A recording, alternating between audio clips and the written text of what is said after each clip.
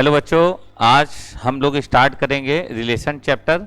जिस बच्चे ने अभी एग्जाम ईज ऐप डाउनलोड नहीं किया वह बच्चे एग्जाम ईज ऐप डाउनलोड कर लें। उसमें आपको सारे चैप्टर्स विद पीडीएफ प्रोवाइड हो रहे हैं। ठीक है, तो चलिए स्टार्ट करते हैं।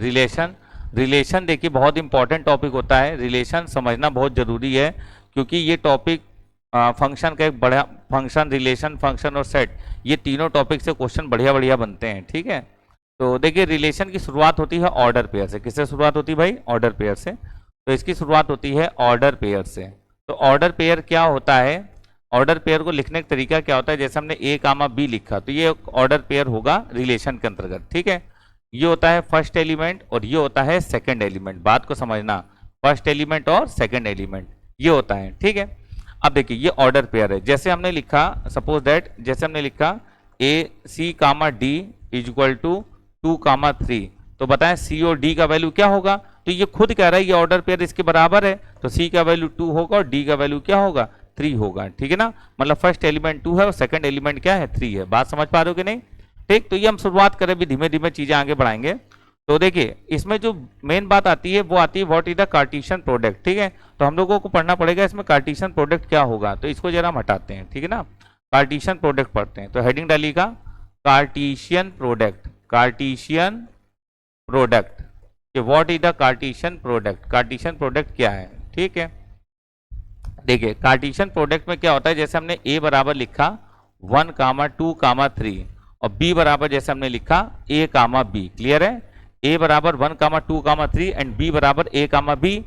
तो अगर ए क्रॉस बी हमको निकालना है, ठीक है, तो हमको सोल्यूशन करना है ए क्रॉस बी के लिए। तो अगर हमको ए क्रॉस बी निकालना है बेटा, तो पहला एलिमेंट 1 लीजिए और बी के सारे एलिमेंट के साथ क्रॉस लीजिए। तो 1 कामा ए 1 कामा बी, जब बी खत्म हो जाए तब आगे बढ़ेंगे। तो 1 कामा ए 1 कामा बी। क्लियर?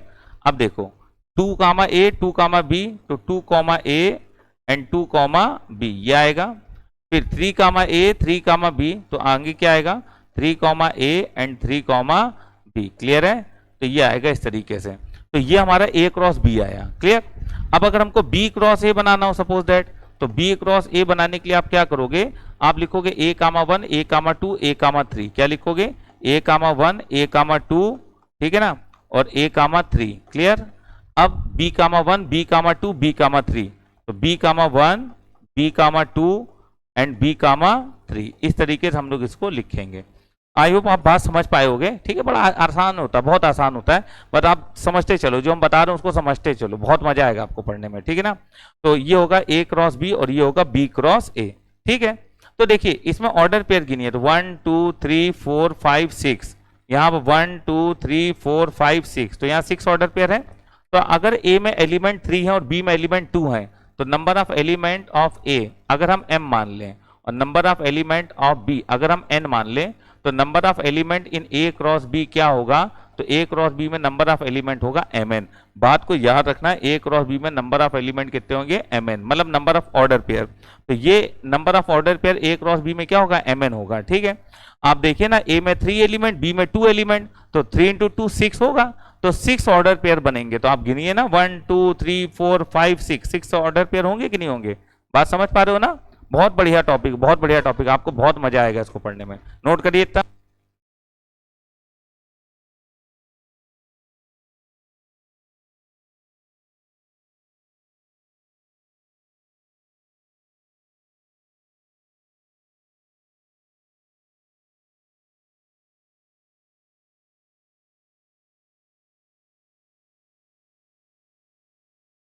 कर लिया होगा आप लोगों ने नोट बेटा, सभी नोट कर लिया होगा। चलिए आगे बढ़ते हैं नेक्स्ट।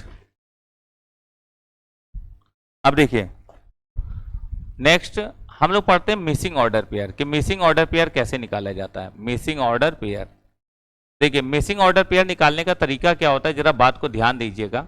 जैसे हमने लिखा a is equal to 1 comma 2 1 comma 3 2 comma 4 2 कामा 3, ऐसा हमने लिखा और बोला बताओ मिसिंग ऑर्डर पेयर क्या होगा। तो आपको जब मिसिंग ऑर्डर पेयर निकालना है तो आपको सबसे पहले देखना पड़ेगा, ये ए क्रॉस बी है, इसको हम ए क्रॉस बी लिख दे रहे हैं। ठीक है, ये ए क्रॉस बी है, अगर ए क्रॉस बी बराबर लिखा हुआ है। क्लियर है?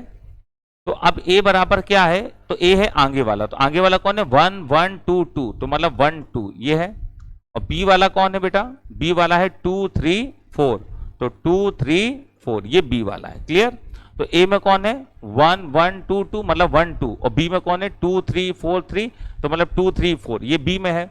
तो हम जब ए क्रॉस बी बनाएंगे, ठीक है, तो ए क्रॉस बी बनाएंगे तो देखिए क्या आएगा, आएगा 1 कामा 2, तो 1 कामा 2 तो मौजूद है, मिस नहीं है। 1 कामा 3 ये भी मौजूद है, मिस नहीं है। तो 1 कामा 4, तो 1 कामा 4 आएगा क्योंकि 1 कामा 4 यहाँ कहीं दिया नहीं गया। फिर 2 कामा 2 यहाँ नहीं है तो लिख लो क्योंकि मिस है ये। फिर 2 कामा 3 दिया हुआ है, छोड़ दो। 2 कामा 4 दिया हुआ है, छोड़ दो। बस यही ऑर्डर पेयर मिस थे। अब देखिए जैसे हम देखें तो एन ए क्रॉस बी में नंबर ऑफ एलिमेंट या नंबर ऑफ ऑर्डर पेयर क्या होंगे, mn होंगे। तो ए में 3 एलिमेंट, ए में 2 एलिमेंट, बी में 3 एलिमेंट, तो ये हो जाएंगे 6 ऑर्डर पेयर। कितने ऑर्डर पेयर 6। तो बेटा यहाँ पर आपको गिवन तो केवल 4 ऑर्डर पेयर थे ना, अभी ये 2 ऑर्डर पेयर और निकाले तभी तो जाके 4 + 2 6 बनेंगे। तो मिसिंग कितने थे 2 ऑर्डर पेयर। क्लियर है। जैसे आपसे कोई क्वेश्चन ये कर दे कि सपोज दैट आपको लिख के दे दे a cross b is equal to 1 comma 2, ठीक है, 1 कामा 3, 2 कामा 3, 2 कामा 5 है ना, और 3 कामा 6 ऐसा लिख के दे दे कोई, ठीक। और बोले बताओ इसमें कितने ऑर्डर पेयर मिस हैं, तो आप निकालोगे सबसे पहले ए में कौन कौन है, तो ए में है 1 1 2 2 3 मतलब 1 2 3। अब बी में देखो कौन है, तो बी में है 2 3 एक बार लिखोगे क्योंकि 2 बार दिया, फिर 5 एंड फिर क्या है 6। क्लियर। तो जब हम ए क्रॉस बी में देखेंगे नंबर ऑफ ऑर्डर पेयर, तो ए क्रॉस बी में नंबर ऑफ ऑर्डर पेयर कितने होंगे 4 और ये 3, तो 4 × 3 12 कितने होंगे 12। अच्छा अब गिवन कितने हैं 1 2 3 4 5, तो मिसिंग ऑर्डर पेयर है 7। मिसिंग कितने हैं, मिसिंग है 12 - 5 मतलब 7। क्यों, क्योंकि 5 तो गिवन है 1 2 3 4 5 गिवन है, तो मिस कितने 12 - 5 मतलब 7 ऑर्डर पेयर क्या है बेटा मिस है। ठीक है। तो समझ में आया आपको कि किस तरीके से निकालते हैं, और मिसिंग ऑर्डर पेयर निकालना हो तो इस कॉन्सेप्ट का यूज करिए, निकल आएगा आराम से, है ना। तो हमको यहाँ पर 7 ऑर्डर पेयर मिस है वो निकालना है, तो अगर हमें निकालना हो तो हम निकाल भी लेंगे। देखो आपके सामने हम निकाल के दिखा दे रहे हैं। ठीक है, समझिएगा। तो जैसे ए क्रॉस बी हमको लिखना है, तो ए क्रॉस बी क्या होगा जरा ध्यान दीजिएगा। ए क्रॉस बी, ए क्रॉस बी क्या होगा, ए है 1 2 3 2 3 4 2 3 5 6, तो 1 कामा 2 मौजूद है मत लो, 1 कामा 3 मौजूद है मत लो, 1 5 1 6 ले लो क्योंकि ये मौजूद नहीं, ये मिस है 1 5 1 6। क्लियर। अब देखो 2 कामा 2 यहाँ नहीं है, ले लो 2 कामा 2 ले लो। ठीक है, 2 कामा 3 यहाँ है मत लो, 2 कामा 5 है मत लो, 2 कामा 6 ले लो। ठीक है, 2 कामा 6। अब 3 कामा 2 लेना पड़ेगा क्योंकि नहीं है, तो 3 कामा 2, फिर 3 कामा 3 लेना पड़ेगा क्योंकि नहीं है तो ले लिया 3 कामा 3, फिर 3 कामा 5 लेना पड़ेगा तो ले लिया 3 कामा 5। क्लियर। अब 3 कामा 6 मौजूद है मत लो, तो ये हमारे पास बन गया। तो 1 2 3 4 5 6 7 7 इसमें ऑर्डर पेयर है। कितने ऑर्डर पेयर है 7। ठीक है, तो यही मिस थे वही हमने निकाल दिया। आई होप आपको बात समझ में आ गई होगी बेटा। ठीक है ना, चलिए नोट कर लीजिएगा, जो बच्चे नोट कर रहे हैं नोट कर लें जल्दी से। तो मिसिंग ऑर्डर पेयर निकालने का ये तरीका होता है। ठीक है,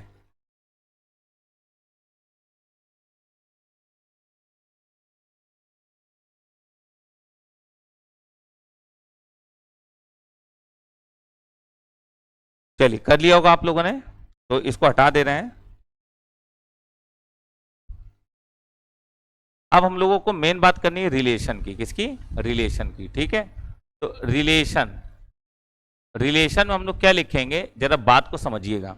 रिलेशन में हम लोग लिखेंगे कि रिलेशन एक्चुअली में होता क्या है। ठीक है ना, तो जैसे ए जो एलिमेंट है वो सेट ए में, ठीक है, कुछ एलिमेंट है जो सेट ए में, कुछ एलिमेंट है जो सेट बी में। तो रिलेशन क्या होता है, रिलेशन जो होता है वो सबसेट होता है ए क्रॉस बी का। किसका, ए क्रॉस बी का। तो रिलेशन जो है वो सबसेट होता है ए क्रॉस बी का। तो रिलेशन को डिफाइन कैसे किया जाएगा, तो रिलेशन क्या होता है, relation is a subset of A cross B. अब इस चीज को हम कैसे डिफाइन करेंगे, इस चीज को हम कैसे बताएंगे, तो जैसे हमने लिखा suppose that A is equal to 1 2 3, ठीक है, and B is equal to हमने लिखा जैसे 5 7 6 ये लिखा। तो यहाँ पर 9 ऑर्डर पेयर बनेंगे कि नहीं बनेंगे। ठीक है ना, और आर बराबर इन्होंने हमको मान लो दे दिया 1 कामा 7 और 2 कामा 7 और 3 कामा 6 ये दे दिया। ठीक है, आर ये दे दिया हमको। तो हम सबसे पहले ए क्रॉस बी बनाएं, सॉल्व कर रहे हैं ए क्रॉस बी। तो सॉल्व करेंगे तो ए क्रॉस बी क्या आएगा, थोड़ा सा बड़ा आएगा वैल्यू 1 5 1 7 1 6, तो 1 5 1 7 एंड 1 6 ये आएगा। और फिर 2 5 2 7 2 6 तो 2 5 2 7 एंड 2 6 ये आएगा। ठीक है, 3 5 3 7 3 6 तो 3 5 3 7 एंड 3 6 क्लियर। 3 5 3 7 एंड 3 6 ये आएगा अपने पास। बात समझ रहे हो कि नहीं?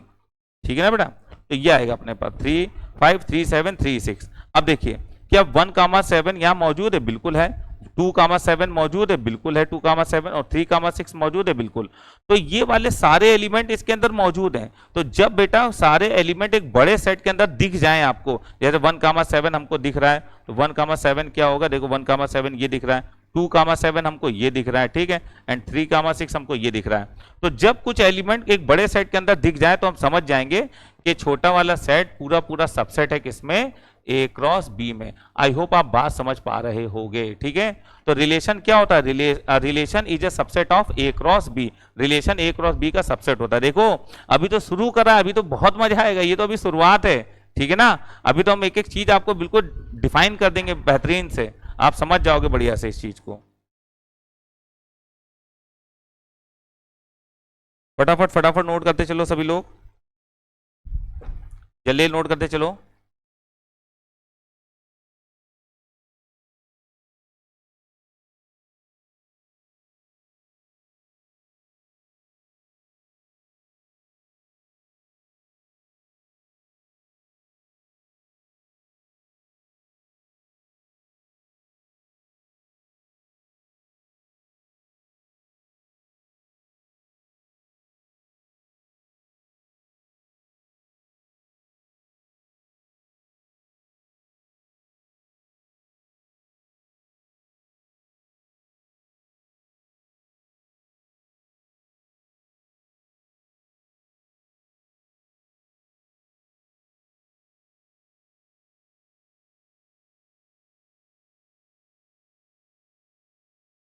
चलिए कर लिया होगा आप लोगों ने, जहां तक आगे बढ़ते हैं।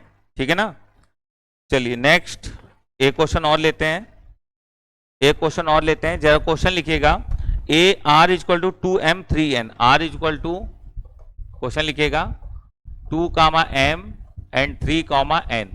2, m एंड 3, n ये आर लिखिएगा। ठीक है, और ए बराबर लिखिएगा, ए बराबर लिखिएगा 1 2 3 और बी बराबर mn। ए बराबर 1 2 3 एंड बी बराबर mn ये लिखिएगा। ठीक, अब इसमें भी वही बात हम निकालते हैं कि a क्रॉस b क्या होगा। तो a क्रॉस b होगा 1m 1n। क्या होगा? 1m एंड 1n, यही तो होगा।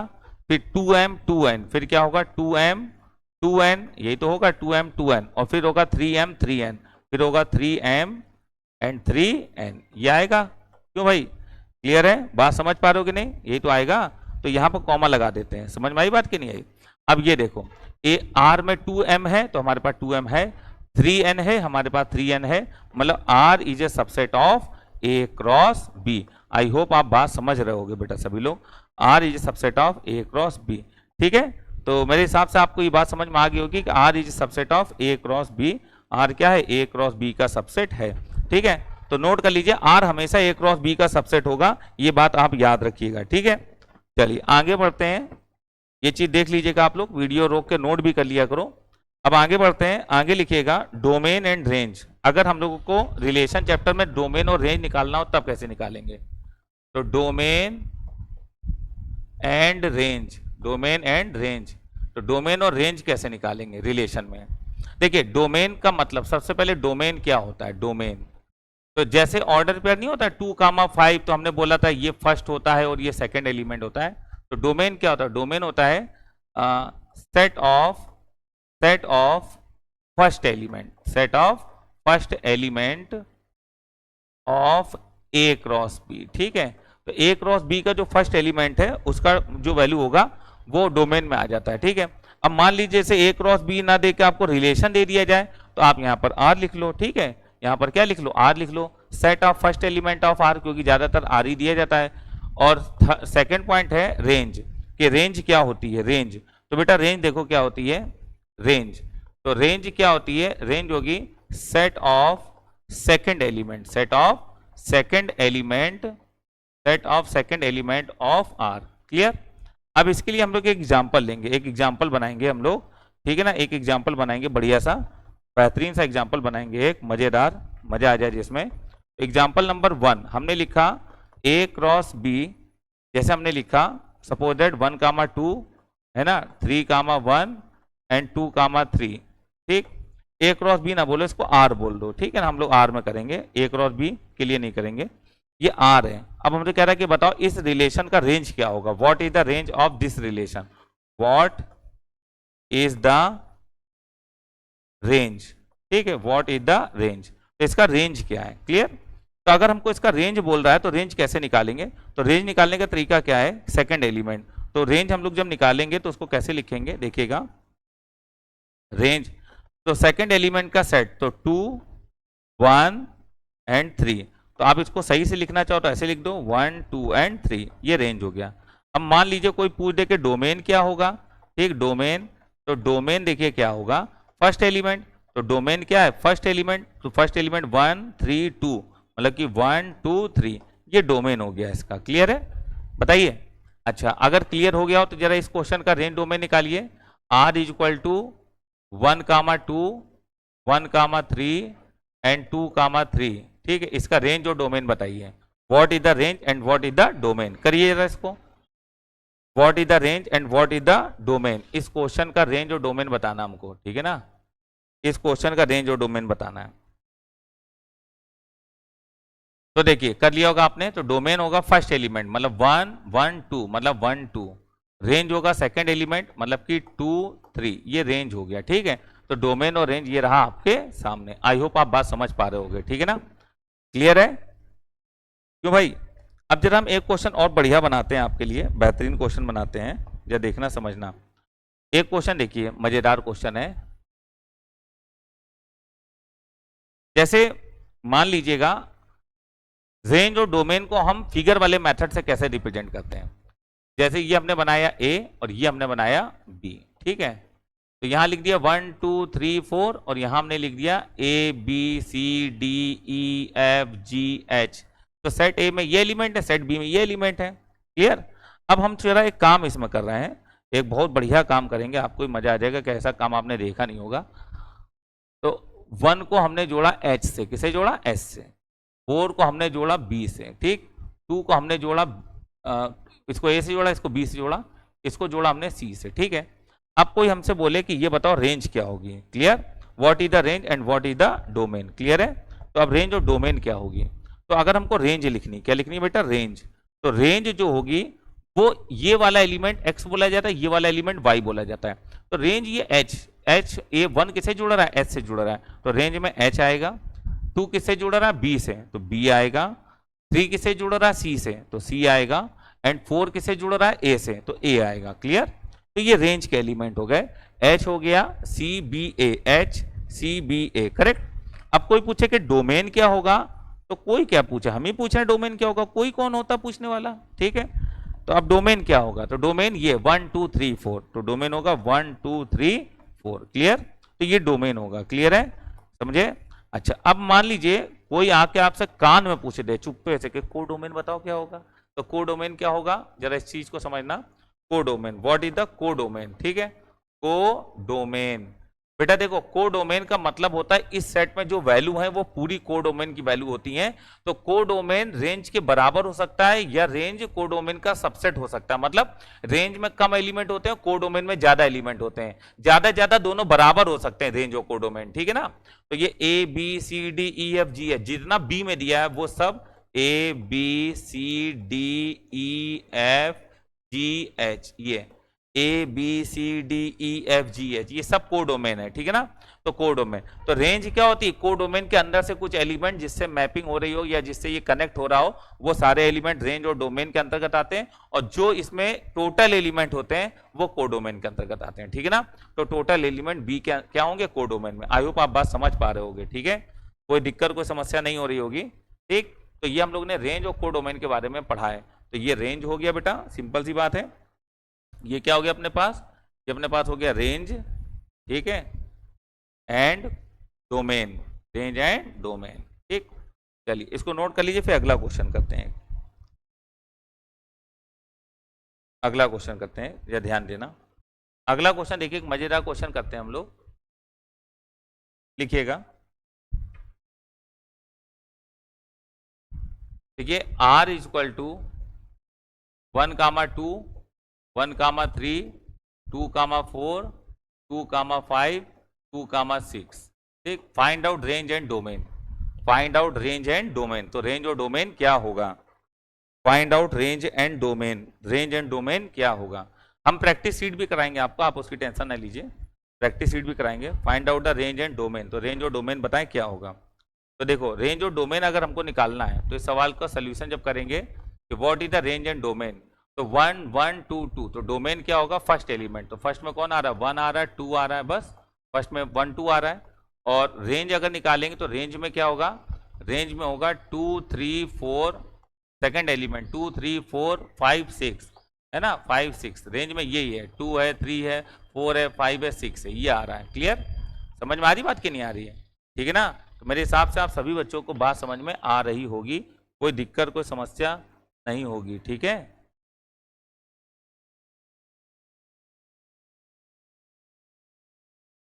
आई होप आपको क्लियर होगी होगी पूरी बात। ठीक, चलिए तो अब हम इसको हटा रहे हैं, रेंज को डोमेन से बाहर आ रहा है। रेंज को डोमेन आपको अच्छे से समझ में आ गया होगा, कोई दिक्कत कोई समस्या वैसे भी नहीं होगी, आपको अच्छे से क्लियर हो गया होगा। ठीक है, चलिए आगे बढ़ते हैं। लिखो inverse of relation, inverse of relation. ठीक है, इनवर्स ऑफ रिलेशन अगली हेडिंग है, इनवर्स ऑफ रिलेशन। ठीक, जैसे किसी रिलेशन का इनवर्स लेना है तो वो कैसे लिया जाए, तो इनवर्स ऑफ रिलेशन। ठीक, अब बेटा देखो, अगर हमें किसी रिलेशन का इनवर्स लेना है, जैसे हमने r बराबर लिख दिया a कामा b, ठीक है, और हमने लिख दिया c कामा d, फिर लिख दिया e कामा f, ये लिखा जैसे, और हमसे बोला गया कि ये बताओ r इनवर्स क्या होगा। यदि ये क्वेश्चन आया तो आपको कुछ भी नहीं करना, आपको सोल्यूशन बस ये ध्यान देना है कि इनके प्लेस आपस में चेंज कर दो। तो r इनवर्स क्या होगा? r इनवर्स होगा b comma a and d comma c and f comma E. Clear? तो आपस में प्लेस चेंज कर दो, तो ये हो जाता है रिलेशन का इनवर्स लेना। तो इनवर्स ऑफ रिलेशन क्या होगा, ये आपके सामने है। ठीक है, वैसे मेरे हिसाब से आपको कोई दिक्कत ऐसी समझ में इसमें आ नहीं रही होगी। तो आर इनवर्स निकालना बड़ा आसान होता है, जो भी आपको ऑर्डर पेयर दिया जाए उसी को आप पलट के लिख दो। ठीक है, तो इसको नोट कर लो बेटा फटाफट, सभी बच्चे इसको नोट कर लें, जल्दी से नोट कर लें, जल्दी नोट कर लें भाई।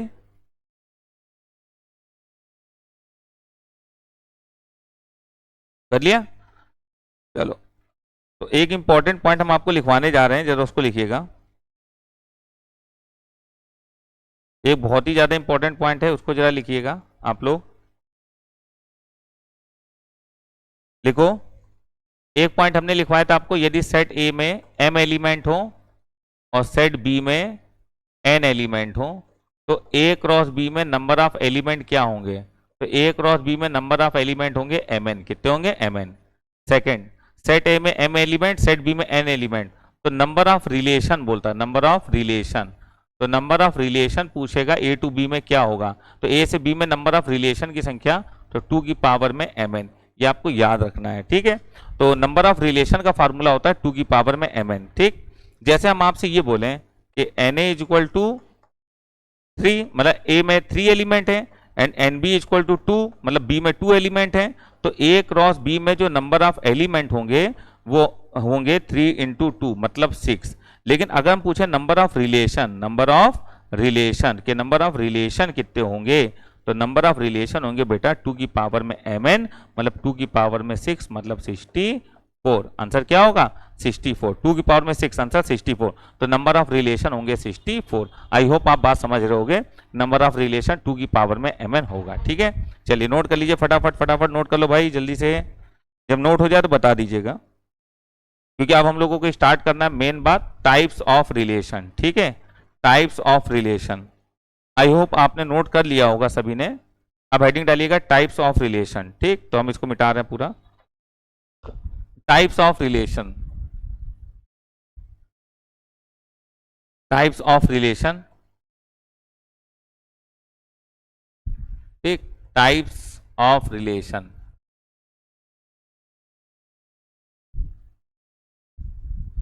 Types of relation. पहला रिलेशन है identity relation, identity relation, identity relation. पहला रिलेशन क्या है? Identity relation. देखिए आइडेंटिटी रिलेशन में क्या है, बेटा देखो आइडेंटिटी रिलेशन में क्या होता है कि आपका जो भी रिलेशन होगा वो x कामा x होगा, ठीक है ना, x कामा x होगा और x belongs to a, x belongs to a। समझ में आई बात कि नहीं आई? तो वो जो होगा वो a में मौजूद होगा। ये हम सेट a के लिए ही पढ़ा रहे हैं कि जैसे a क्रॉस a निकलवा लेता है ना, तो अब सेट a की ही बात चलेगी। तो x कामा x, तो ये होगा क्या? आइडेंटिटी रिलेशन के लिए एक थ्योरी है कि x comma x and x belongs to a।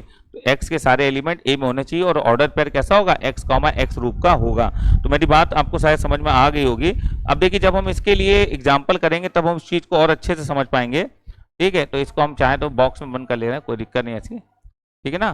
तो आइडेंटिटी रिलेशन का ये होता है। अब देखिए इसके लिए जैसे एग्जाम्पल लिया हमने, एग्जाम्पल देखिएगा, जैसे हमने लिया a बराबर 1 कामा 2 कामा 3, ये लिया हमने, ठीक।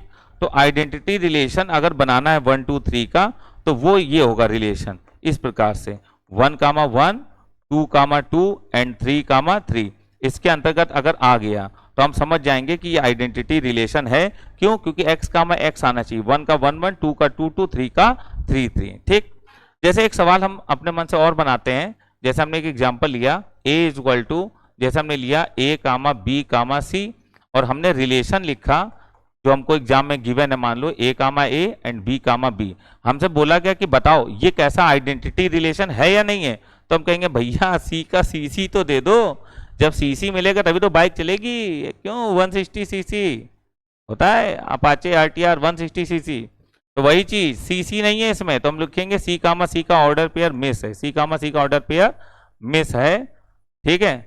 इसलिए ये हमारा रिलेशन आइडेंटिटी नहीं होगा। समझ में आई बात कि नहीं आई? तो आई होप आपको बात क्लियर होगी कि इसमें अगर सी कामा सी और होता, अगर इसमें सी कामा सी और होता तो ये कैसा रिलेशन होता? आइडेंटिटी रिलेशन होता। समझ गए ना? चलो आगे बढ़ते हैं, नोट कर लीजिएगा इसको फटाफट, फिर हम लोग आगे बढ़ते हैं। तो आपको जहां तक मजा आ रही होगी क्वेश्चन करने में, समझने में, हर तरह से आपको इसमें मजा आ रही होगी, ठीक है। चलिए तो मेरे हिसाब से आप बात समझ गए होंगे, तो आगे बढ़ते हैं। अब हेडिंग डालिएगा reflexive relation, reflexive relation, reflexive relation. देखो रिफ्लेक्सिव रिलेशन का थोड़ा सा फंडामेंटल क्या होता है कि इसमें जो रिलेशन होता है वो ऐसा होता है x comma x and x belongs to a, ऐसे लिखा जाता है, ठीक है। जैसे जो रिलेशन होगा वो इस प्रकार से लिखा जाएगा। रीजन क्या है ना कि इसमें x और x होगा बट ये बाउंड नहीं है। बाउंड का मतलब है वो बाउंड था, उसमें करली ब्रैकेट लगा था, उसमें करली ब्रैकेट लगा था, इसमें करली ब्रैकेट नहीं लगता, होता लगभग वैसा ही है बट इसमें करली ब्रैकेट नहीं लगता। उसमें 1 1 2 2 3 3 के अलावा कुछ नहीं आ सकता, तो आइडेंटिटी है। लेकिन इसमें 1 1 2 2 3 3 के अलावा 1 2 और ये सब भी आ सकता है, तो रिफ्लेक्सिव के अंतर्गत ये तो आएगा, साथ में और भी एलिमेंट आ सकते हैं, तो ये बाउंड नहीं होता बेटा, जरा बात को समझना। इसको कुछ किताबों में ऐसे भी लिख के देते हैं, ए का रिलेशन बी से कुछ इस प्रकार है कि वो ए रिलेशन ए टाइप का दिखता है, ठीक है। अब बाउंड नहीं है। समझ में आई बात की नहीं आई? क्लियर? अब देखो जैसे हमने एक एग्जांपल लिया, तो एग्जांपल लिया हमने, जैसे suppose that A is equal to 1 2 3, ये लिया हमने। अब हमने आर लिखा, तो आर रिलेशन है 1 कामा 2, ठीक, फिर 1 कामा 1 और 2 कामा 2 एंड 3 कामा 3। अब देखो 1 1 2 2 3 3 और 1 कामा 2 भी दिया है, तो इन सबका 1 1 2 2 3 3 दिख रहा है, मतलब x कामा x, तो ये रिफ्लेक्सिव है क्योंकि इसके साथ एक एक्स्ट्रा है, कौन? 1 कामा 2। अगर ये 1 कामा 2 ना होता तो फिर ये रिलेशन कैसा हो जाता? आइडेंटिटी हो जाता। बात समझे? दोनों में अंतर क्या है? इसमें इनके साथ साथ ये भी होना चाहिए। जैसे सपोज दैट फर्स्ट पॉइंट, अब मान लो सेकंड पॉइंट में लिख के दे दे कि r is equal to 1 comma 2 1 comma 1 and 2 comma 2। अब पूछे कि बताओ रिफ्लेक्सिव है, तो आप कहोगे सर बिल्कुल नहीं रिफ्लेक्सिव, क्योंकि 3 का 3 3 मौजूद नहीं है, इस वजह से, ठीक है। तो 3 का 3 3 मौजूद नहीं है, इसलिए ये रिफ्लेक्सिव नहीं होगा। 3 का 3 3 भी इसमें मौजूद होना चाहिए था। तो आई होप आप बात समझ रहे होगे, ठीक है ना? कोई दिक्कत कोई समस्या नहीं आ रही होगी। चलिए नोट कर लीजिए इसको, हम आपको टाइम दे रहे हैं, नोट कर लीजिए, नोट हो जाए तो बता दीजिएगा। क्लियर है? सभी बच्चे नोट कर लीजिए।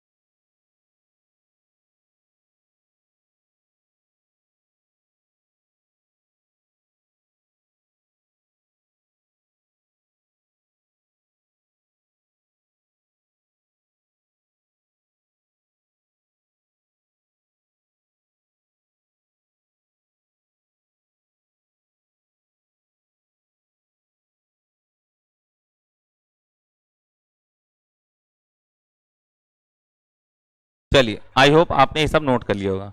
अब हम आपको कुछ चीजें बताने जा रहे हैं, जरा उन चीजों को समझना, बहुत मजा आएगा। जैसे मान लो हमारे पास ए सेट है, इसमें लिखा हुआ है 1 2 3 4 dot dot dot an element लिखे हुए हैं। सपोज दैट हमारे पास कोई सेट है, उसमें एन एलिमेंट लिखे हुए हैं, ठीक है, 1 2 3 4 dot dot dot an element. अब जरा समझिएगा, अगर एन एलिमेंट लिखे हुए हैं और हमें ए क्रॉस ए निकालना पड़े, क्या निकालना पड़े, ए क्रॉस ए, तो अगर हमको ए क्रॉस ए निकालना पड़ेगा तो हम क्या लिखेंगे, एक ए दोबारा लिखेंगे, क्या लिखेंगे, 1 2 3 4 डॉट डॉट एन। तो हम लोग क्या लिखेंगे, 1 कामा 1, तो क्या लिखेंगे हम लोग, 1 कामा 1, 1 कामा 2, 1 कामा 3, अरे भाई 1 का 3 से, 1 का 4 से, 1 का 4 से, एक मिनट रुकिएगा, थोड़ा दूर दूर लिख देते हैं, समझाने में आसानी रहेगी। देखिए हम लिखेंगे ए क्रॉस ए, क्या लिखेंगे, 1 कामा 1, 1 कामा 2, 1 कामा 3, है ना, 1 कामा 4, ठीक है, और डॉट डॉट 1 कामा एन तक। कहां तक, 1 कामा एन तक। अगली लाइन, कलर बदलो, जीवन में कलर का होना बहुत जरूरी है, ठीक। 1 का सबसे हो गया, अब 2 कामा 1 आएगा, 2 कामा 1 आएगा, 2 कामा 2 आएगा, एंड 2 कामा 3 आएगा, एंड 2 कामा 4 आएगा, and dot dot 2 comma N तक जाएगा। क्यों, क्योंकि आखिरी एलिमेंट तक होगा ना। अब जैसे हमने लिया 3, तो 3 कामा 1, 3 कामा 2, 3 कामा 1, ठीक है, ये सब ऐसे कॉमा लगा के लिख लीजिएगा, 3 comma 1, 3 comma 2, 3 comma 3, and 3 comma 4, and dot dot dot 3 comma N तक। कहां तक, 3 कामा एन तक। क्लियर। ऐसे ही हम लोग धीमे धीमे नीचे आएंगे, तो यहां पर हमारा आखिरी एलिमेंट क्या है, एन, तो एन कामा 1, एन कामा 2 क्या आएगा, N comma 1, N comma 1, N comma 2, ठीक है, N comma 3, N comma 3, and dot dot dot dot N comma N तक, एन कामा एन तक। अब देखो ये जैसे एक बहुत बड़ा, मतलब इससे बड़ा ऑर्डर पेयर बनाने का तरीका नहीं हो सकता, ठीक है। अब जैसे एक चीज को जरा समझना, जो चीज हम आपको समझाने जा रहे हैं, ठीक है, हम अपनी बात आपको क्लियर कर देंगे बिल्कुल। अगर हम देखें तो हम ये एलिमेंट ले रहे हैं, ये वाले, थोड़ा सा ध्यान देना, 3 3 है और ऐसा है। एक काम करो, इससे बन नहीं पा रहा है, तो हम लोग नॉर्मल लाइन से ड्रॉ करते हैं, ठीक है, नॉर्मल लाइन से ही हम अपनी चीज बता पाएंगे आपको।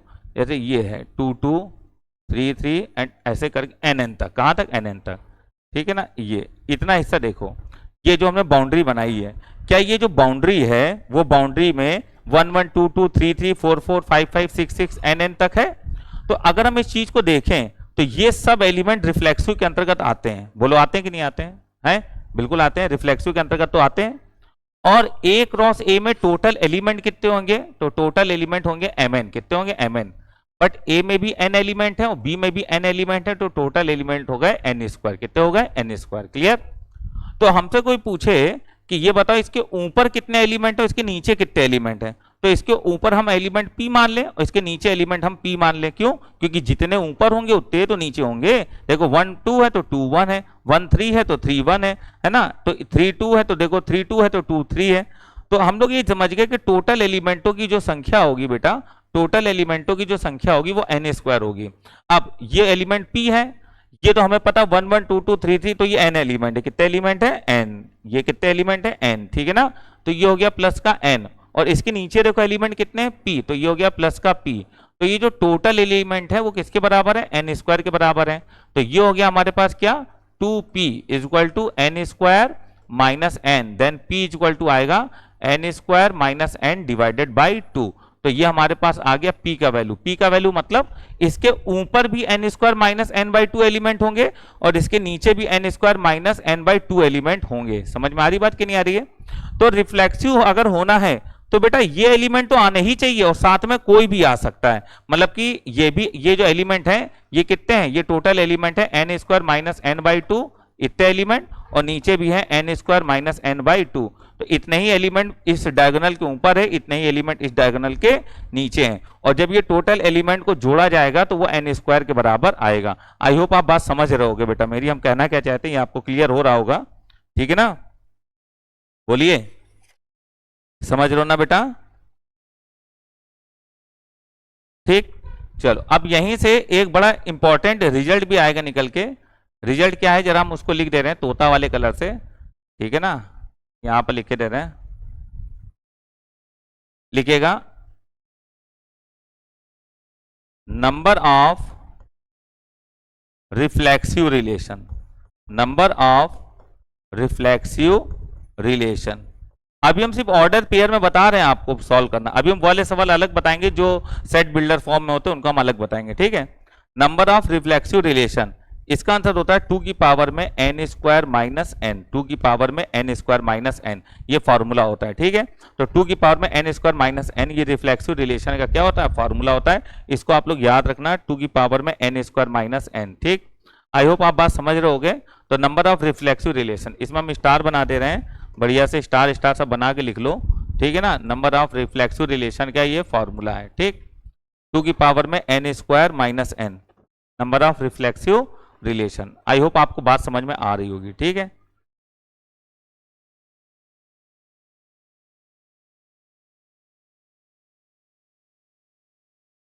चलिए आगे बढ़ते हैं, नोट कर लीजिएगा, आप आराम से पॉज कर लेना, रोक लेना, आराम नोट कर लेना, उसके बाद बढ़ना, क्योंकि हमको तो आगे बढ़ना ही है, नहीं तो फिर वीडियो बहुत लंबा हो जाएगा।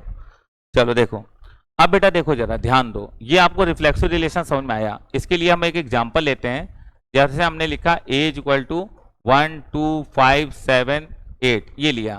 Find out number of reflexive relation, find out number of reflexive relation, find out number of reflexive relation, reflexive relation, find out number of reflexive relation, ठीक है।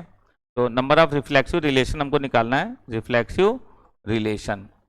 अब देखो आप समझ गए होगे कि हमने क्या पूछा है, क्योंकि इतना आप समझदार हो। तो जब हम सोल्यूशन करेंगे तो नंबर ऑफ रिफ्लेक्सिव रिलेशन का फॉर्मूला होता है 2 की पावर में n स्क्वायर माइनस एन। अब 1 2 3 4 5, तो 2 की पावर में 5 का स्क्वायर 25 और माइनस 5, एक बार फिर से गिन लो, 1 2 3 4 5। अब 25 से 5 माइनस करोगे तो 2 की पावर में 20 आएगा। तो इतने रिफ्लेक्सिव रिलेशन पॉसिबल होंगे, ठीक है। तो आई होप बात समझ गए होगे आप, नोट कर लीजिए इस चीज को।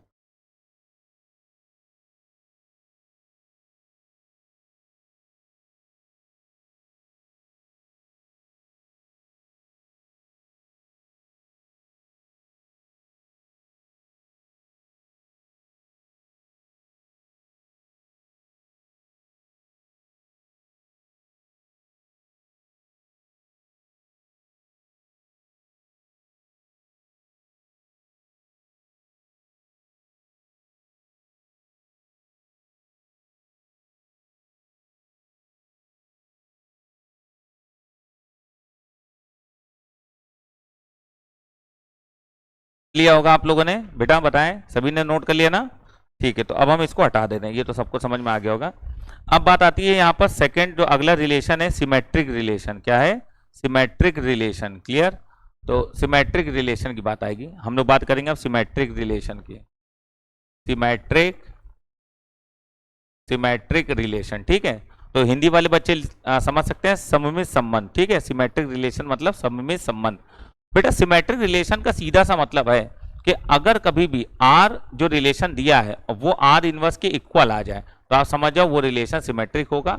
इसको एक तरीके से और लिखते हैं, ए रिलेशन बी, ठीक है, बी रिलेशन ए, ये आपस में मतलब वेरीफाई कर जाए, ए रिलेशन बी, जो ए का बी में रिलेशन हो वही बी का ए में रिलेशन हो, ठीक है। तो ये पॉइंट वाइज थोड़ी सी थ्योरी होती है, इसको नोट कर लेना, और ये चीजें अभी हम सब आपको अपने सवालों के माध्यम से बता देंगे, ठीक है। तो जैसे हमने एक एग्जाम्पल लिया हमने एक एग्जाम्पल, देखिए कितना बेहतरीन एग्जाम्पल लेंगे अभी आप देखिएगा। जैसे हमने लिया r इज इक्वल टू, हमने लिया 1 कामा 2 3 कामा 1 एंड 4 कामा 1, ये लिया हमने, ठीक है। हमसे बोला गया कि बताओ ये जो रिलेशन है ये सिमेट्रिक है या नहीं, ठीक है। इट इज सिमेट्रिक, यस और नॉट, यस और नॉट, सिमेट्रिक है या नहीं। तो हम सोल्यूशन जब करेंगे तो हम पहले आर इनवर्स निकालेंगे। तो आर इनवर्स हमने निकाला, तो 1 कामा 2 को तुरंत लिख दो 2 कामा 1, और 3 कामा 1 को तुरंत लिख दो 1 कामा 3, 4 कामा 1 को तुरंत लिख दो 1 कामा 4। अब बताओ क्या ये आपस में बराबर, 1 कामा 2 है, 2 कामा 1 कहीं लिखा है, नहीं है ना, तो ये आपस में बराबर नहीं है। तो इसका मतलब R not equal to R inverse, तो आप बोलोगे ये सिमेट्रिक रिलेशन नहीं है, it is not a symmetric relation. बेटा जल्दी से नोट कर लो, जल्दी जल्दी नोट कर लो बेटा, फटाफट फटाफट नोट कर लीजिए।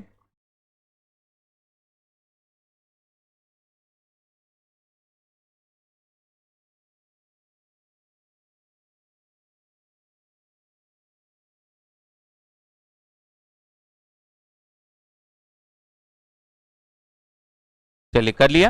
अगला एग्जाम्पल देखिएगा, अगला एग्जाम्पल है जैसे मान लीजिए r इक्वल टू लिख के दे रहा है 1,1 2,2 1,2 ठीक है एंड 2,1 ये लिख के दिया। अब पूछा बताओ ये सिमेट्रिक है, तो हम जब r इनवर्स निकालेंगे तो 1,1 को पलटोगे तो 1,1 ही होगा, 2,2 को पलटोगे तो 2,2 होगा, 1,2 को पलटोगे तो 2,1 आएगा, 2,1 को पलटोगे तो 1,2 आएगा। बताओ अब देखो इसमें मैच करो कि r इनवर्स और r बराबर है, तो 1 1 सेम मैच कर रहा है, 2 2 सेम मैच कर रहा है, 1,2 1,2 मैच कर रहा है, 2,1 2,1 मैच कर रहा है। इसका मतलब है यहाँ पर r बराबर r इनवर्स आ गया, तो आप बोलोगे ये रिलेशन सिमेट्रिक होगा। ठीक है, तो ये रिलेशन सिमेट्रिक होगा, ये बात आपको याद रखनी है बेटा, समझ पा रहे हो कि नहीं? तो this relation is symmetric. I hope आप बात समझ गए होगे। तो ये रिलेशन कैसा रिलेशन होगा? सिमेट्रिक रिलेशन होगा। ठीक है, तो ये चीजें आप समझिए बेटा, ये सब चीजें बहुत इंपॉर्टेंट हैं, आप बात समझिए मेरी। क्लियर है? अभी हम आपको वैसे भी सवाल कराएंगे, जो थ्योरी बेस्ड क्वेश्चन होते हैं वो भी कराएंगे। चलिए तो आगे बढ़ते हैं, अब अगले पेज पर आएंगे। देखिएगा अब फिर वही बात, सिमेट्रिक रिलेशन आप समझिएगा क्या होता है। तो बेटा देखो एक चीज जरा हमेशा याद रखना, सिमेट्रिक रिलेशन हो या रिफ्लेक्सिव रिलेशन हो, इनमें नंबर ऑफ जरूर पूछा जाता है। ठीक है, तो नंबर ऑफ सिमेट्रिक रिलेशन कितने होते हैं? तो लिखो number of symmetric relation, number of symmetric relation. ठीक है, नंबर ऑफ सिमेट्रिक रिलेशन ये पूछा जाता है। ठीक, तो देखो इसका सीधे जो फॉर्मूला होता है, सीधा फॉर्मूला होता है 2 की पावर में n square plus n divided by 2, ये फॉर्मूला होता है नंबर ऑफ सिमेट्रिक रिलेशन का फॉर्मूला 2 की पावर में n square plus n divided by 2। जैसे एग्जांपल लें हम लोग एक, जैसे हम लोग कोई एग्जांपल लें, तो एग्जांपल में जैसे हमने लिखा कि यदि a इज इक्वल टू 1 2 3 4 है और पूछा जाए find out the number of symmetric relation, find out the number of symmetric relation, symmetric relation. तो जब सोल्यूशन करेंगे हम लोग जानते हैं फॉर्मूला कि 2 की पावर में n square plus n by 2 होता है, तो n कितना है 4, तो 4 का स्क्वायर 16 प्लस 4 डिवाइडेड बाई 2, तो आ जाएगा 2 की पावर में 20 डिवाइडेड बाई 2 मतलब 10। तो नंबर ऑफ सिमेट्रिक रिलेशन क्या होगा? 2 की पावर में 10, ये हमारा आंसर होगा। Number of symmetric relation is 2 की पावर में 10। आई होप आपको बात समझ में आ गई होगी। n की जगह 4 रख दो, 4 का स्क्वायर 16, 16 प्लस 4 20, 20 में 2 को डिवाइड करोगे तो 2 की पावर में 10 आ जाएगा। समझिए और देखिए, कोई दिक्कत कोई समस्या हो तो तुरंत हमको बता दीजिएगा, नहीं तो फिर हम कैसे समझ पाएंगे कि ये आपको समझ में आए कि नहीं।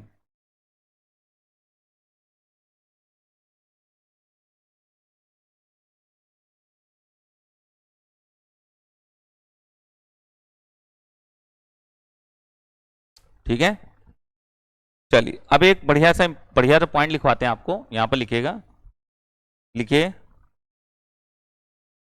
जैसे मान लीजिए हम आपसे ये कह रहे हैं कि ऐसे कितने रिलेशन पॉसिबल हैं जो सिमेट्रिक के साथ साथ रिफ्लेक्सिव भी हों। ठीक है, तो नंबर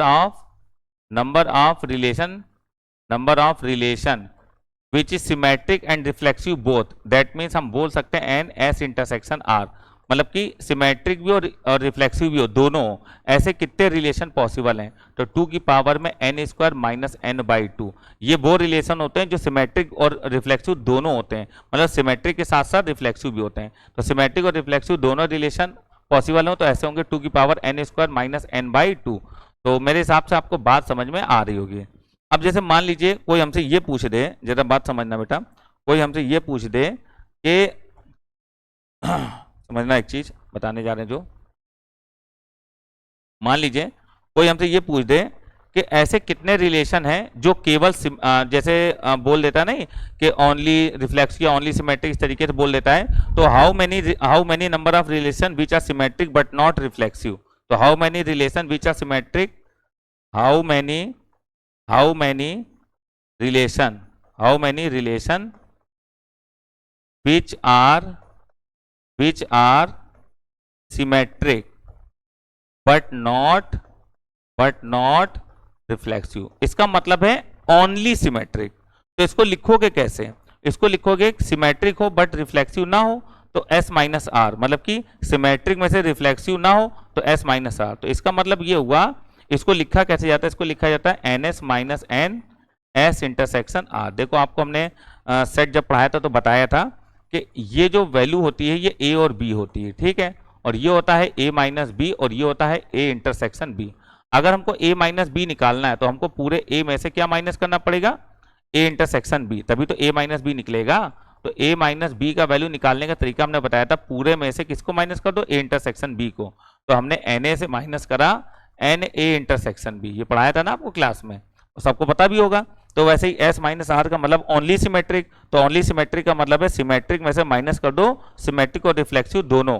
तो सिमेट्रिक और रिफ्लेक्सिव दोनों वाला ये हिस्सा होता है। तो सिमेट्रिक के लिए टोटल सिमेट्रिक रिलेशन ये होते हैं अपने पास, तो ये होगा 2 की पावर में N square plus N by 2, इससे माइनस कर दो ये वाला 2 की पावर में N square minus N by 2। I hope आपको बात समझ में आ रही होगी, हम बहुत डीप लेके जा रहे हैं चीज़ों को और बहुत अच्छे से कार्डिनल नंबर को समझा रहे हैं, ठीक है ना। तो आप इन चीज़ों को नोट करिए, पहले तो नोट कर लो बेटा, सभी लोग नोट कर लिए, रोक रोक के नोट किया करो बिल्कुल, ठीक है। नोट हो जाए तो आप बता तुरंत दो कि सर मेरा नोट हो गया ये, ठीक है ना।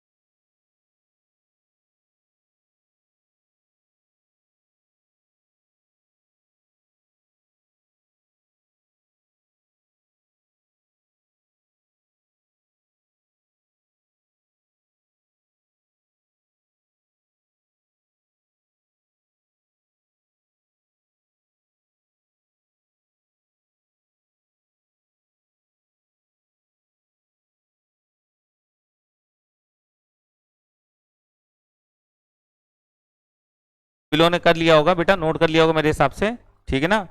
चलो तो ये चीज आपको समझ में आ गई। अब हम लोग बात करेंगे ट्रांजिटिव रिलेशन की, किसकी, ट्रांजिटिव, ट्रांजिटिव रिलेशन। बड़ा मजेदार रिलेशन होता है, हमको बड़ा इसमें आनंद आता है, ठीक है ना, पढ़ाने में भी आनंद आता है और अच्छा होता है, आपको भी मजा आएगा। ट्रांजिटिव रिलेशन, देखो ट्रांजिटिव रिलेशन में क्या होता है कि ए रिलेशन बी हमको गिवन होता है, ठीक है, और फिर हमको सेम ऐसा ही बी रिलेशन सी बनाना होता है, हु बहू बिल्कुल, जैसे नहीं मायावी राक्षस शकल बदल लेते थे, एक जैसे लगने लगते थे वैसा ही। और फिर हमको चेक करना पड़ता है क्या ए का वही रिलेशन सी से है जो ए का बी से रिलेशन है, सेम वैसे ही रिलेशन बी का सी से बनाओ और चेक करो सेम वैसे ही रिलेशन ए का सी से आ रहा है कि नहीं आ रहा है, ठीक है ना। तो ये चीज आप ऐसे नहीं समझ पाओगे जब तक हम आपको क्वेश्चन नहीं कराएंगे। तो क्वेश्चन तो इंपॉर्टेंट है इसमें, ठीक है ना, क्वेश्चन करना बहुत इंपॉर्टेंट है। जरा इस बात को नोट करो, फिर हम कुछ एग्जाम्पल की हेल्प से आपको बताएंगे, ठीक है। चलिए इसको नोट कर लीजिए, फिर एग्जाम्पल की हेल्प से आपको बताते हैं।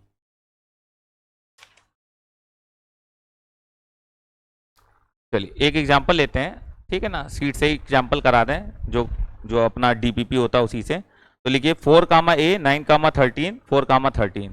तो एक हमने लिखा, एक रिलेशन हमने लिखा 4 कामा ए 4 कामा 9, ठीक है, थोड़ा सा हम नोट कर लें, 4 कामा 9 9 कामा 13 9 कामा 13 एंड 4 कामा 13, ये रिलेशन एक लिखा हमने, ठीक है। हमने आपसे पूछा बताओ ये ट्रांजिटिव है कि नहीं, तो आप ये देखो, देखो चेक कैसे करते हैं। जैसे ये 4 कामा 9 है, तो 4 कामा 9 में अब ये खत्म किस पे हुआ, 9 से, है ना। देखो 4 कामा 9 खत्म किस पे हुआ है, 9 पे, है ना। अब 9 पे खत्म हुआ है तो इधर ढूंढो 9 से चालू होने वाला कोई है, हाँ है, तो आप लिख लोगे अगला होगा 9 कामा 13। अब देखो 4 कामा 9 पे खत्म हुआ, अगला 9 से शुरू होने वाला कौन है, 9 कामा 13। अब ये चेक करो इसका ए और इसका सी मतलब कि 4,13 मौजूद है कि नहीं है, बिल्कुल मौजूद है, इसका मतलब ये ट्रांजिटिव होगा, समझे कि नहीं। देखो 4,9 दिया हुआ है, 9,13 हमने क्यों लिया, क्योंकि जिससे ये खत्म हो रहा है उससे ही ये शुरू हो, तो 9 से शुरू हो रहा है। अब देखो इसका पहला और इसका आखिरी वाला जो बनाओगे ए कामा सी, ये हो ना ए कामा सी, तो ए कामा सी क्या होगा, 4,13 यहाँ मौजूद है, बिल्कुल है, इसका मतलब ये ट्रांजिटिव होगा। ठीक है, आई होप आप बात समझ रहे होगे। अभी हम और सवाल ले रहे हैं आपके लिए, मजेदार क्वेश्चन, ठीक है ना, हम पूरा मिटा दे रहे हैं, बढ़िया बढ़िया सवाल लिखते हैं। तो क्वेश्चन लिखिएगा पहला, अगला क्वेश्चन मतलब ये लिखा हमने 2,3, ठीक है, 2,3 और 1 मिनट, 2,3 3,5, एक ये क्वेश्चन लिया और एक क्वेश्चन और ले रहे हैं यहाँ पर, एक क्वेश्चन हम ले रहे हैं 5,5, 5,5, मजेदार सवाल है, 5,5 एंड 5,3, ये लिए हमने दो क्वेश्चन। हमने पूछा बताओ ये ट्रांजिटिव है या नहीं है, तो आपको सॉल्व करना है ट्रांजिटिव के लिए। किसके लिए बेटा, ट्रांजिटिव के लिए। तो अगर ट्रांजिटिव के लिए सॉल्व करना है, एक ये रिलेशन है, एक ये रिलेशन है, इसको देखना है ट्रांजिटिव है या नहीं है। तो ट्रांजिटिव के लिए देखो कैसे देखेंगे, अब देखो 2,3, ये क्या है 2,3, ठीक, तो 3 से शुरू होने वाला कौन है, 3,5, ये मौजूद है ना हमारे पास, तो 2,5 इसमें होना चाहिए था, इसमें 2,5 कहीं दिख रहा है नहीं, तो ये ट्रांजिटिव नहीं है। अब देखो ये 5,5 है, 5,5 में 5 से शुरू होने वाला कोई है तो क्या है 5,3, क्या है 5,3, क्यों भैया, है ना। अब 5,3 इसमें होना चाहिए, क्यों, क्योंकि 5,5, अब 5 से शुरू होने वाला कौन है 5,3, तो ये रहा 5,3, अब इसका ए और इसका सी, तो 5,3 है तो 5,3, हाँ इसको दो दो बार थोड़ी नहीं लिख के दिखाएंगे, तो ये ट्रांजिटिव होगा। 5,3 एक बार मौजूद है ना, दोबारा ए कामा सी भी 5,3 आ रहा है, तो ये तो हो गया, है ना, इसीलिए हमने क्वेश्चन लिया, हम बोले ना अच्छा क्वेश्चन है। चलिए आगे बढ़िए, अगला लिखिएगा, अगला क्वेश्चन लिखिएगा, देखिए 2,2 एंड 2,3 और 3,2, ये अपने पास, ठीक, इसको चेक करना है ट्रांजिटिव है या नहीं है। और फिर है 5,7 एंड 7,3 एंड 5,3 एंड 1,3 और 3,1, ये ठीक है ना, इसको हमें चेक करना है कि ये ट्रांजिटिव है या नहीं है। चलो चेक करते हैं भाई, अपने उसी मेथड से चेक करते हैं जो हमने आपको अभी बताया है। 2,2, तो 2,2 पहले इसको चेक कर रहे हैं, ठीक है, तो 2 से शुरू होने वाला अगला कौन है, ये है, तो ठीक है 2,3, तो अब होना चाहिए था हमारे पास 2,3, क्या 2,3 यहाँ दिख रहा है, नहीं दिख रहा है, तो ये ट्रांजिटिव नहीं होगा। अब देखो 5,7, तो 5,7, अब 5,7 में 7 से शुरू होने वाला कौन है 7,3, तो अगला होना चाहिए था 5,3, तो ये है यहाँ पर देखो 5,3 है, तो अभी तो ये ट्रांजिटिव है बेटा, ठीक है। अब आगे बढ़ो, अगला इसको ये चेक हो गया, अब ये चेक करो 7,3, 7,3, अब 3 से शुरू होने वाला कोई नंबर है, ये 3,1, 3,1, तो अगला होना चाहिए था 7,1, क्या यहाँ कहीं 7,1 दिख रहा, नहीं दिख रहा ना, इसलिए ये ट्रांजिटिव नहीं होगा। समझ पा रहे हो कि नहीं, क्यों, इसीलिए तो हम बोल रहे थे, इसीलिए हम बोल रहे थे, इसीलिए हम बोल रहे थे, इसीलिए हम बोल रहे थे कि ये वाला रिलेशन चेक करने में बड़ी मजा आती है, ये वाला रिलेशन चेक करने में बड़ी मजा आती है, ठीक है ना। चलो नोट कर लीजिए, आगे बढ़िए, अगला क्वेश्चन देखिएगा बेटा, मजेदार क्वेश्चन है, बढ़िया सवाल ले रहे हैं, और ये ट्रांजिटिव पे हम लास्ट क्वेश्चन ले रहे हैं, जरा देखिएगा 1,1, 2,2, ठीक है, एंड 1,2 एंड 2,1, इसको चेक करना है कि ये ट्रांजिटिव रिलेशन होगा या नहीं होगा, ठीक है ना। तो अगर इसको चेक करना है ट्रांजिटिव है या नहीं है, तो इसको देखो कैसे चेक करेंगे, सोल्यूशन जरा समझना। 1,1 है, तो अब 1 से शुरू होने वाला कोई नंबर है 1,2, बिल्कुल है, तो अब इसमें 1,2 होना चाहिए, क्या होना चाहिए 1,2, क्योंकि 1 1 1 से शुरू होने वाला 1 2, तो 1 2 होना चाहिए। तो देखिए 1 2 इसमें है ना, देखिए ना 1 1 है और 1 2 है, और ये 1 2 तो दो बार 1 2 थोड़ी नहीं लिखेंगे, तो इसके लिए तो ट्रांजिटिव है। अब इसके लिए चेक करिए 2,2, 2,2, अब 2 से शुरू होने वाला नंबर 2,1, तो अब इसके हिसाब से 2,1 होना चाहिए, तो 2,1 ढूंढो यहाँ कहीं है, बिल्कुल है 2,1, इसलिए अभी 2,2 पे भी चेक हो गया। अब चेक करेंगे 1,2 पे, तो 1,2, अब 2 से शुरू होने वाला नंबर ये रहा 2,1, तो भैया इनके हिसाब से 1,1 होना चाहिए, क्या 1,1 मौजूद है, बिल्कुल मौजूद है 1,1, इसलिए हमारा 1,2 पर भी ये चेक हो गया, ठीक है। अब ये 2,1 पे चेक करो, तो 2,1, अब 1 से शुरू होने वाला कोई नंबर है, ये रहा 1,2, ठीक है, 1,2 और इसके लिए 2,2 होना चाहिए, है ना, तो 2,2 भी मौजूद है। तो हमने चारों वैल्यू चेक कर ली, तो चारों वैल्यू चेक कर ली, तो ये सबसे बढ़िया सवाल था। इसमें भी हमने आपको बता दिया कि ये ट्रांजिटिव कैसे होगा।